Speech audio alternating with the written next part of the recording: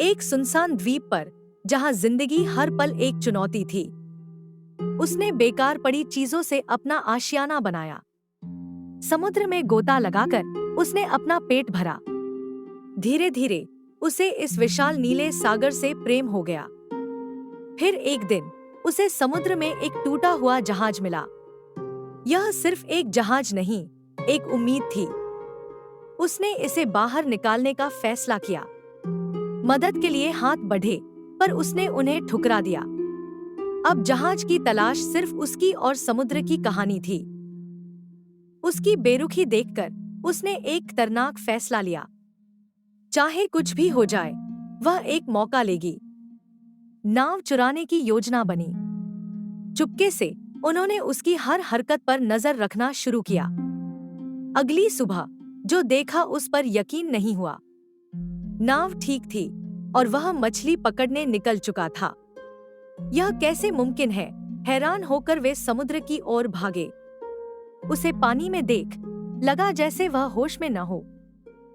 बिना सोचे समझे एक पानी में कूद गया। पर यह सब एक सोची समझी चाल थी, उसे फंसाने का एक क्रूर षड्यंत्र।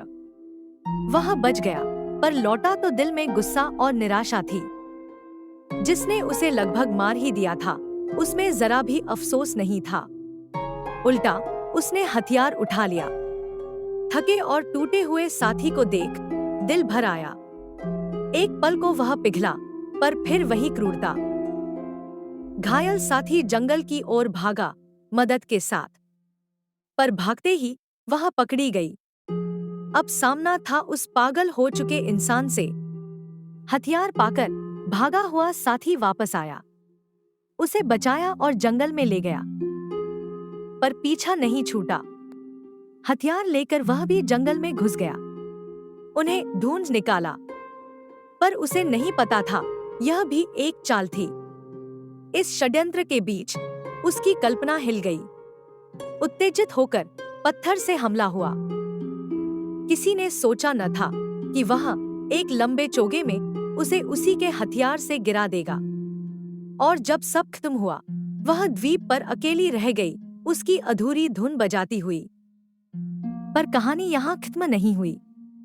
सालों बाद वह मछुआरा गांव पहुंच गया, द्वीप छोड़ने को तैयार। जाने से पहले उसने न सिर्फ उसकी लाइटर चुराई, बल्कि उसके अस्तित्व को भी छुपा दिया।